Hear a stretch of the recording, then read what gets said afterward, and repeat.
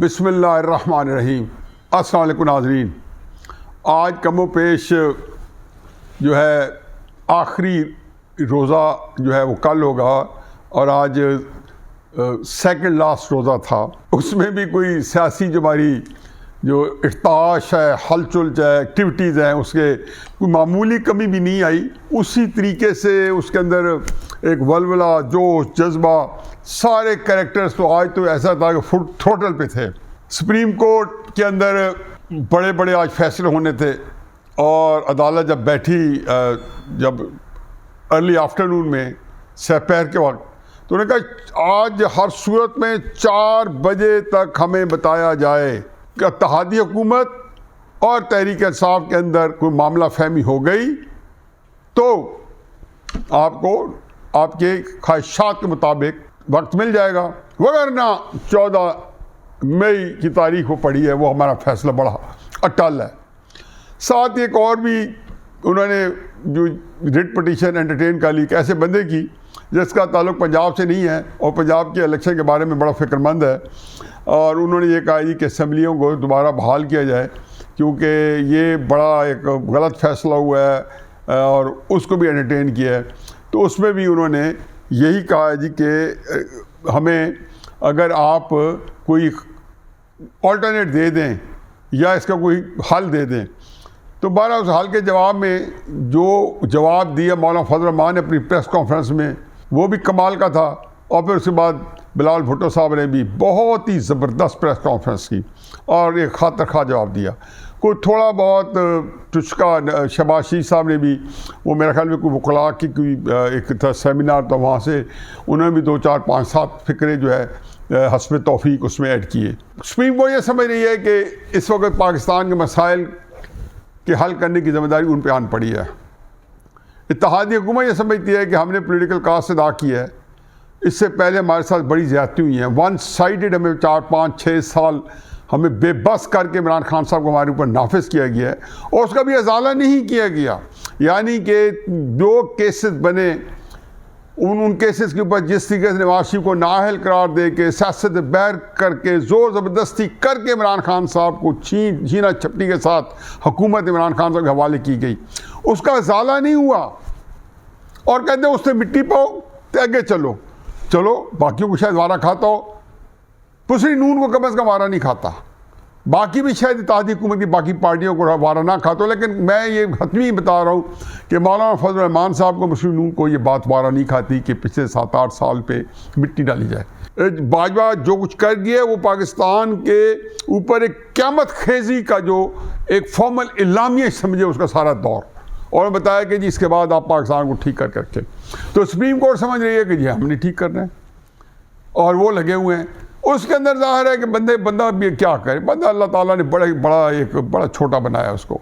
अमलन जब उसके ज़ाती मफादात आते हैं, कोई औलाद आ जाती है, कोई अपने अगराज आ जाते हैं, जब रिटायरमेंट सामने आ जाती है, उसके बाद का प्लान सामने आ जाता है, तो आपके पास सारे असूल ज़वाबित जो है आप उसको रिविज़िट करते हो और उसको दोबारा सामने लेके आते हो। फिर उसके अंदर कुछ पसंद नापसंद आ जाती है।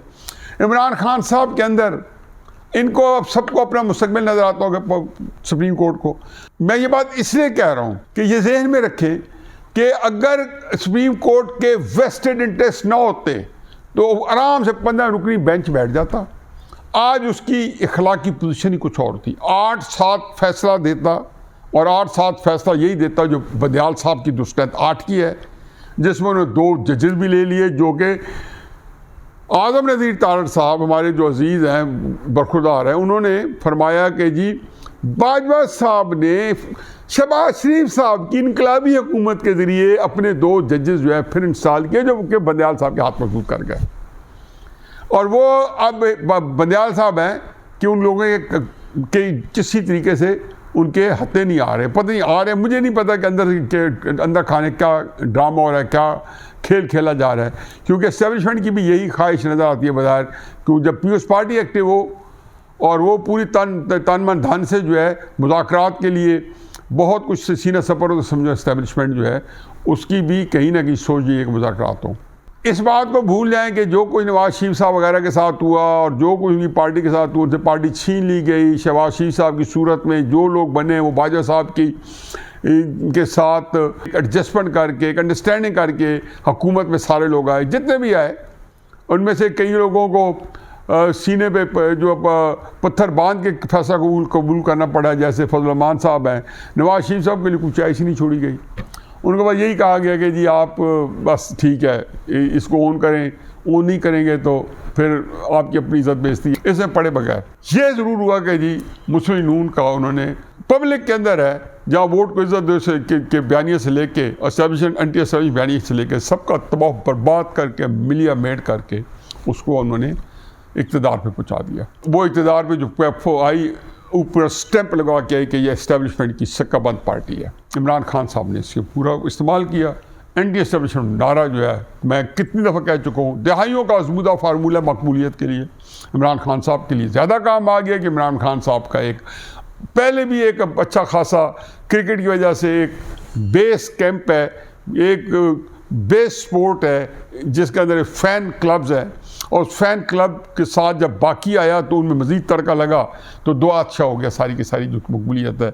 और फिर उसके अंदर जो ओवरसीज़ पाकिस्तानी हैं जो कि एक तस्वराती तौर पे हैं, जिनका पाकिस्तान से बहुत सारों का लेना देना ही नहीं होगा, लेकिन बहरहाल उनके जज्बात, उनकी फीलिंग, उनका जो कुछ है पाकिस्तान के साथ वाबस्तगी तो है। और इस फ़ोन के ज़रिए उन्होंने सोचा हम भी वही पार्टिसिपेट करें, और वो अंधाधुंध पाकिस्तान के ऊपर इमरान खान साहब के हक़ में आके और इस्टेब्लिशमेंट किया, और जो का सबको उन्होंने मिली मेट कर दिया। सारे उनके मुखालफिन थे, उनके ऊपर उन्होंने जो कुछ है झूठ सच, आजकल तमीज़ ख़त्म हो गई है। अब क्राइसिस है कि सुप्रीम कोर्ट जिन्होंने बड़े सुबह आज आगाज़ किया तो फरमाया कि जी 4 बजे तक ना हुआ तो हम फैसला करके जाएंगे, और कल ईद ना हुई जो कि ईद नहीं है और 30वां रोज़ा है कल, तो उन्होंने कहा कल भी हम अदालत लगाएंगे, जो कि नहीं लग रही, क्योंकि उनसे बाद चुप करके उन्होंने 27 तारीख तक कहा कि आप मामला कर लें। मैं ये समझता हूँ कि 27 तारीख तक भी शायद मामला ना हो सके।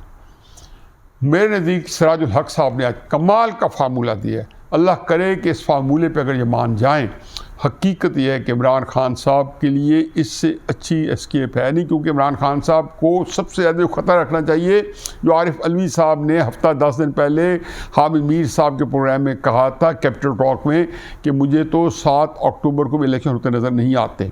ही वॉज राइट, मैं भी ये कह रहा था कि नहीं है। अब इमरान खान साहब को मेरा तो ये ख्याल है कि उनको मान जाना चाहिए, क्योंकि मैं हमेशा से पिछले जब से इक़्तिदार से अलहदा हुए हैं तो मैं तहरीक इंसाफ वालों को कहता था कि आप खुदा के वास्ते कोई इलेक्शन ना मांगे। इमरान खान साहब बिल्कुल एक नाबलद है सियासत से, उसे पूरी ज़िंदगी एक उसकी सियासी हिकमत अमली नहीं है जो उसने खुद बनाई हो और वो कभी कारामद आई हो, वो काउंटर प्रोडक्टिव नहीं रही हो। कोई सियासी फैसला इसी 1 साल के अंदर कितनी मैं बता चुका हूँ, चाहे 2 मार्च किए हैं, लॉन्ग मार्च किए हैं, जेल बरो तहरीक है, असम्बली तहलील की हैं, सारे के सारे सियासी फैसले उनके लिए जो फ़ायदा हो रहा है इस वजह से नहीं हो रहा कि ये फैसले ये किए थे, इस वजह से नुकसान होना था, खातर खा जो नहीं हुआ उसकी वजूहत कुछ और है। लेकिन फ़ैसले जो थे इंतहाई बोंगे, इंतहाई जो है स्टूपिड फैसले थे, असम्बलियों से इस्तीफ़े से लेके हर चीज़ तक। चुनाचे उनके अंदर हमेशा मैं कहता हूँ कि 0/0 सियासी इस्तेदाद है, सियासी अहलियत 0/0 है। बिल्कुल इसके बारे में रखें, जो उनकी स्ट्रेंथ है वो कुछ और है, वो भी मैं कई दफ़ा बता चुका हूँ, और मैं उसका खुले दिल से एतराफ़ करता हूँ कि ये इमरान खान की स्ट्रेंथ है। इसके अंदर इमरान खान साहब जो हैं बिल्कुल फारिग हैं हर तरीके से सियासी हिकमत अमली में। वगरना मैं इनको हमेशा कहता था कि इनको कहो कि ये किसी तरीके से जो रूटीन के अंदर अगस्त तक ये गवर्नमेंट चले, आराम से पंजाब और KP की हुकूमतें भी चलाएँ और उनकी हिफाजत करें, अब असम्बली के अंदर भी बैठते चाहे ना बैठते, लेकिन ये इलेक्शन ले लेते। अब फिर एक तरीक़ेकार है कि सिराजुल हक साहब जो हैं अमीर जमात इस्लामी वाहिद हैं कि जो जिनके फार्मूले पे अगर इन्होंने कान ना धरे तो इलेक्शन इनको नहीं मिलते।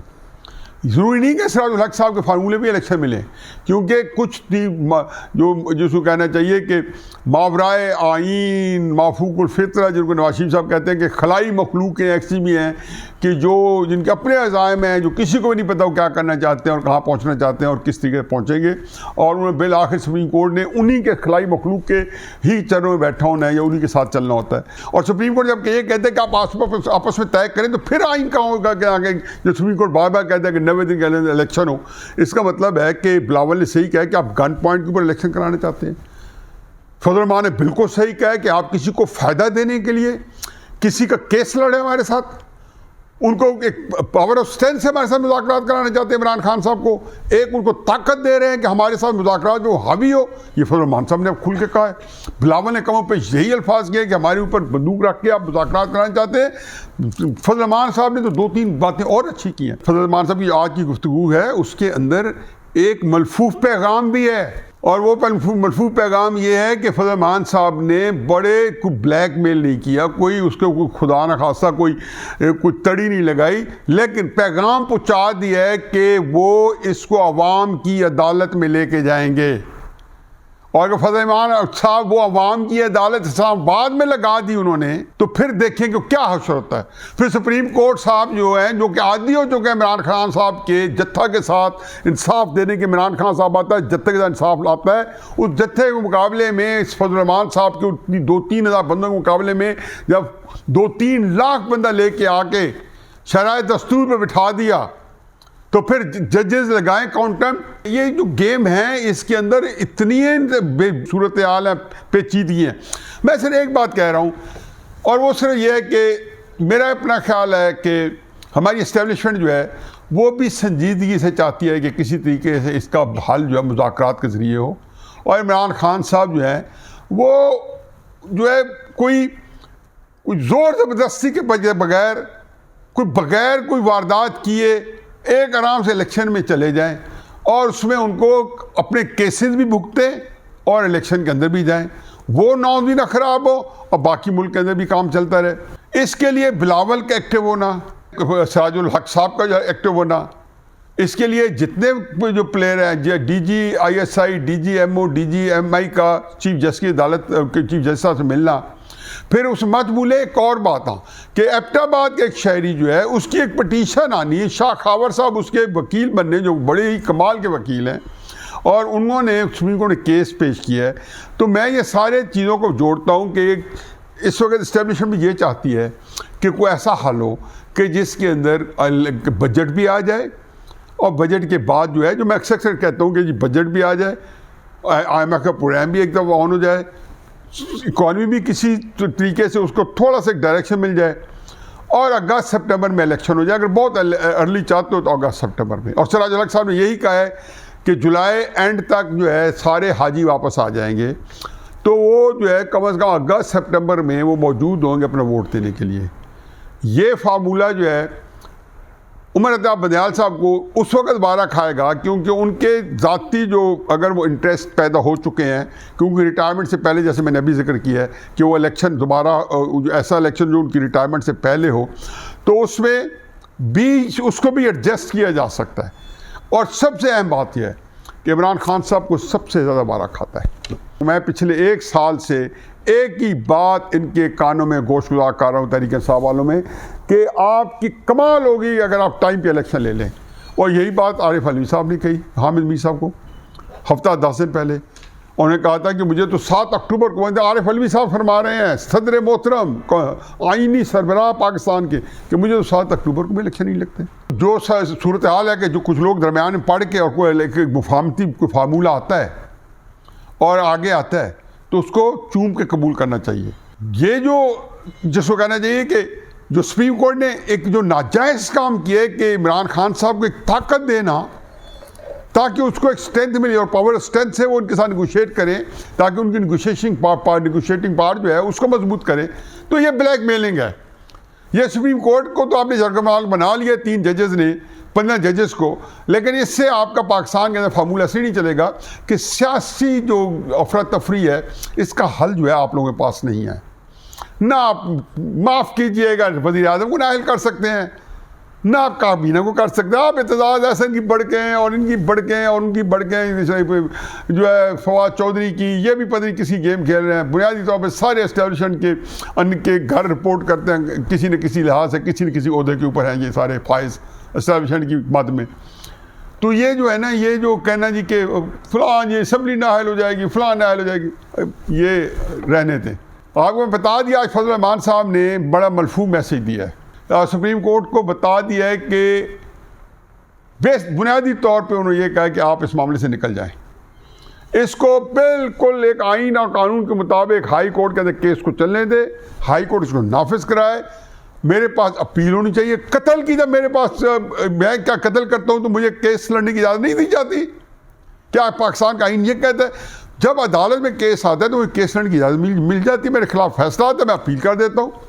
हाई कोर्ट की अपील उन्होंने जो इंटर कोर्ट अपील की हुई है, इंटर कोर्ट अपील के बाद फिर मामला सुप्रीम कोर्ट के पास आना था, वहाँ ये फैसला कर देते कि जी 90 दिन के अंदर इलेक्शन कराओ, आपके सामने आए। बजाय इसके कि आप जो है 3 जजेस बैठ के पहले आपने जाके आइन रीराइट किया, आइन का बेड़ा गर्क करके रख दिया, जहाँ पे आपने कह दिया जी कि जिन्होंने वोट दिए वो असेंबलियों की सीटें भी लूज़ करेंगे और उनका वोट भी काउंट नहीं होगा। यानी कि जो आइन ने नहीं कहा वो आपने कह दिया और मनवा लिया और मैं उसको लेके आगे चल पड़े। तो जब मेरी इज़्ज़त माब चीफ जस्टिस साहब से गुजारिश है कि खुदा के वास्ते जाने से पहले बाजवा साहब की तरह इदारे को बर्बाद करके ना जाए। आपकी माथे पे जहाँ ये लिखा जाएगा कि आपने मुफादाती फैसलों के लिए बढ़ चढ़ के चलिए, जहाँ आपके अपने ज़ाती इंटरेस्ट थे। तारीख के अंदर मैं हमेशा कहता हूँ पेट में कुछ ही छुपा रहता है, वो सब कुछ सामने आ जाता है, हर चीज़ सामने आ जाएगी और आप बजाय साग निसार की तरह ज़िंदगी गुजारने मजबूर हो जाएं। क्योंकि आपने देखा है ना, इमरान खान साहब की पॉपुलैरिटी भी साग निसार को इज़्ज़त देने से जो है नाकाम रही है। इसी तरीके से आपकी को इसमें भी कोई इज़्ज़त नहीं कमानी। सियासी मामलात में आप जो भी फैसला करेंगे कोई फरीक जो है आपसे गैर मुतमईन ज़रूर होगा। आपने जो खामखा उड़ते हुए तीर को जो बगल में लिया है, बल्कि 2 जजेस ने लेके, और उस जजेस का भी आपने हाल देखा है कि एक के बारे में ऑडियो आई हुई है कि उसे मुजरिम को अपने घर में छुपाए हुए आप उसको तहफ़्फ़ुज़ दे रहे हैं सुप्रीम कोर्ट के अंदर बैठ के। इससे आपने क्या निकनामी कमाई है कि जस्टिस मुज़ाहिर नकवी साहब जिनके ऊपर इतने घिनौने इल्ज़ाम लगे हुए हैं और जिनकी ऑडियो को आपने कुछ न चैलेंज करते हो, ना उसको चेक करते हो, ना उसको क्वेश्चन करते हो, ना सुप्रीम जुडिशल काउंसिल में उसके खिलाफ केसेज आए हुए हैं।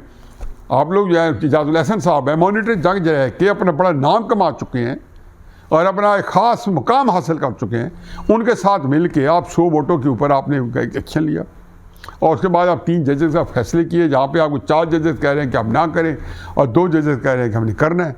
4-2 के साथ आप कहते हैं नहीं, हमने इसी के ऊपर हमने इतराना भी है और आगे भी चलना है। तो मेरा ख्याल ये है कि आप इदारे को ही नुकसान पहुँचाएँगे और जनाब बाजवा की तरह अपने इदारे को तबाह बर्बाद करके ना जाए। आज तक जितने आर्मी चीफ आए हैं उन्होंने पाकिस्तान की सियासत को तबाह बर्बाद किया है, अपने इदारा बचा के ले गए। जितने चीफ जस्टिस आए हैं जो नज़रिया ज़रूरत वाले थे अपने इदारे को बचा के ले गए। आप पहले जज हैं जो अपने इदारे को उसी तरीके से बर्बाद करने के लिए या ख़राब करने के लिए जो वो काम हो रहे हैं जो कि जनरल बाजवा साहब ने अपने इदारे के लिए किए हैं। ये पाकिस्तान इस वक्त किसी चीज़ का मुताबिक नहीं हो सकता। हमारी जो सूरत हाल है वो बिल्कुल एक बिखरी हुई तितर बितर कौम की है। क्या सियासत है, ये मुल्क है, पता नहीं इसे बचना है नहीं बचना। मेरे तो कागज़ों में, मेरे तो जायचे में मुल्क का बचना जो है मेरे मुंह में खाक नामुमकिन है। ज़ाहिर है मेरी जितनी कोई हिम्मत है, जितनी काबिलियत, उसके मुताबिक मैं बात कर रहा हूँ। चुनाचे मसले का हल एक ही है और अल्लाह करे कि सिराजुल हक के फार्मूले पे सिद्ध के दिल से सारे मान लें। और इमरान खान साहब को हर्ज नहीं है इंट्रोस्पेक्शन करने की, खुद तसावी करने की, जायज़ा लेके बताएं, बंदों को बताएं कि नवाज शरीफ के ऊपर ये इल्ज़ाम मैंने झूठे लगाए हैं और अगर सच्चे लगाए हैं तो मेरे ऊपर भी ऐसे ही लगे हुए हैं और अगर मुझे उन इल्ज़ामात के ऊपर गोशमाली करने की मैं इजाज़त नहीं देता हूँ तो नवाज शरीफ को भी ना दें। हर चीज़ को किसी एक फोरम पे कहें कि जी कोई फोरम बने और किसी को वेअप करने दें, किसी को इसका मुआवजा करने दें। अपने नवाज शरीफ साहब के केसेस पे आप एक बंदों को कहें कि उनको जकड़े रखें और उनके ऊपर सारा आप कहें कि जो आप फरमा रहे हैं वही माना जाए।